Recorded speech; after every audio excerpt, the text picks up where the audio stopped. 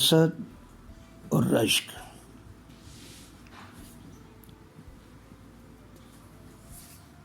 کیا ہمیں ان دونوں کا چناؤ احتیاط کے ساتھ کرنا چاہیے، یا کہ ویسے ہی ہم رشک کرنا شروع کر دیں، حسد کرنا شروع کر دیں؟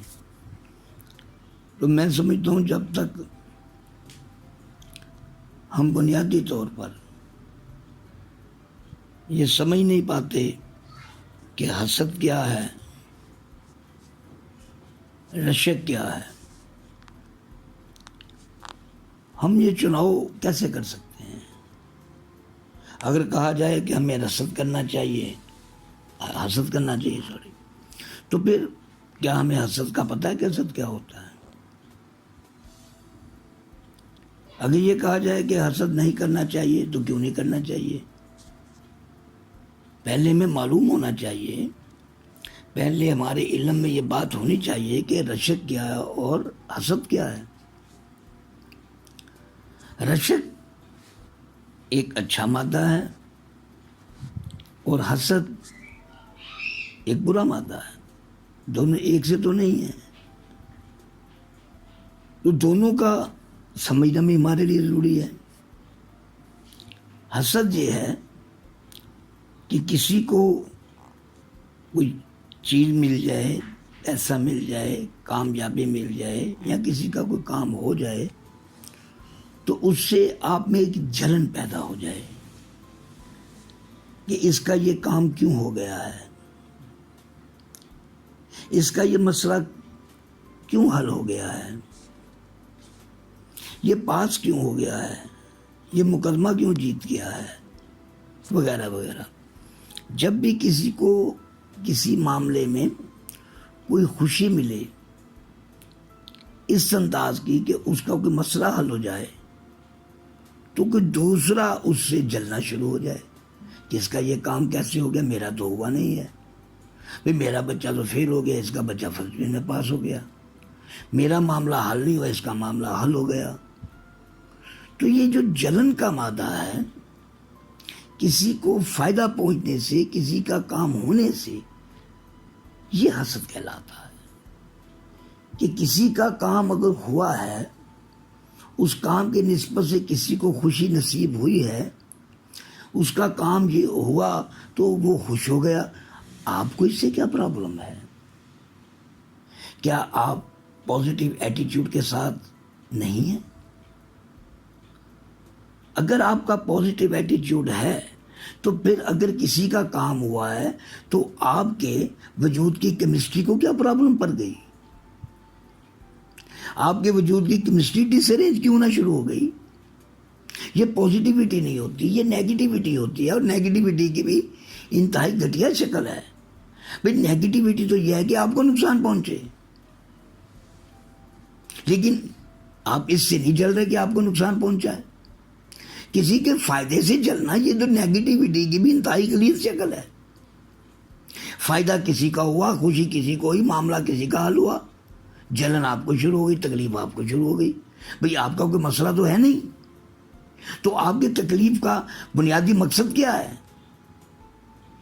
یہی حسد ہوتا ہے، یہی جلن ہوتی ہے کہ کسی سے آپ خوش نہیں ہوتے، کسی کی خوشی کے ساتھ آپ کو خوشی نہیں ہوتی۔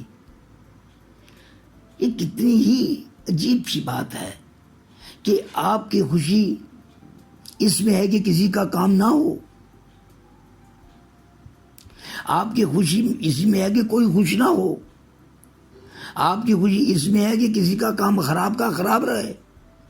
تو یوں آپ نے اپنی زندگی میں نیگیٹیوٹی کوئی اہمیت دے رکھی ہے کہ کسی کا کام نہ ہو تو آپ خوش، کسی کا کام ہو جائے تو آپ نہ خوش۔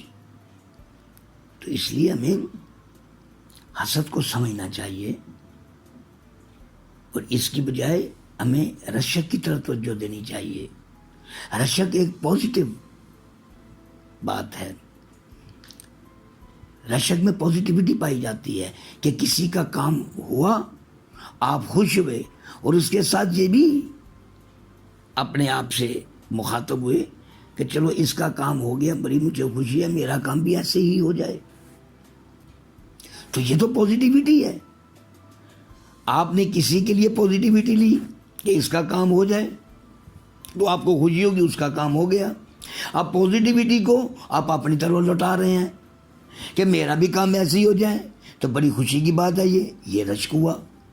تو رشک میں ایبسولوٹ پازیٹیوٹی ہوتی ہے، حسد میں ایبسولوٹ نیگیٹیوٹی ہوتی ہے.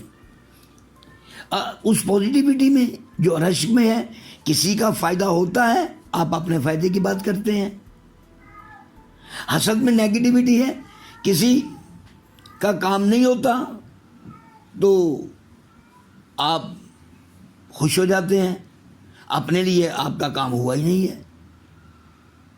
یعنی نیگیٹیوٹی اس انداز کی کہ کسی کا ہوا نہیں، آپ کو ہونا نہیں، کیونکہ آپ نے اپنے سامنے ٹارگٹ یہ نہیں رکھا ہوا. آپ نے تو ٹارگٹ رکھا ہوا ہے کہ حسد کرنا ہے، اس کے کام ہو جانے سے. اس کا کام نہ ہو آپ حسد کر رہے ہیں، تو اس میں آپ کا کام کہاں ہے؟ آپ کا تو کام ہے ہی نہیں، آپ کی تو نیگیٹیوٹی کام کر رہی ہے آپ کے معاملے میں. تو رشک یہ ہوتا ہے کہ آپ پازیٹیو ہیں، کسی کو خوشی مل رہی ہے، کسی کا معاملہ حل ہو رہا ہے، کسی کا کام ہو رہا ہے، آپ اس پہ خوش ہیں اور اپنے لیے ایسا ہی طلب کرتے ہیں کہ مجھے بھی ایسی خوشی ملے. یہ تو پازیٹیوٹی کی انتہائی اچھی مثال ہے. اور اس کے مقابلے حسد تو ایسا ہے ہی نہیں.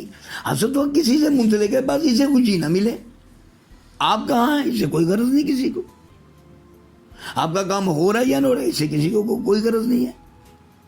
تو اگر آپ ان دونوں میں سے کسی کا چناؤ کرتے ہیں تو میرے خیال میں ہمیں پازیٹیوٹی کی طرف جانا چاہیے اور رشک کی طرف جانا چاہیے.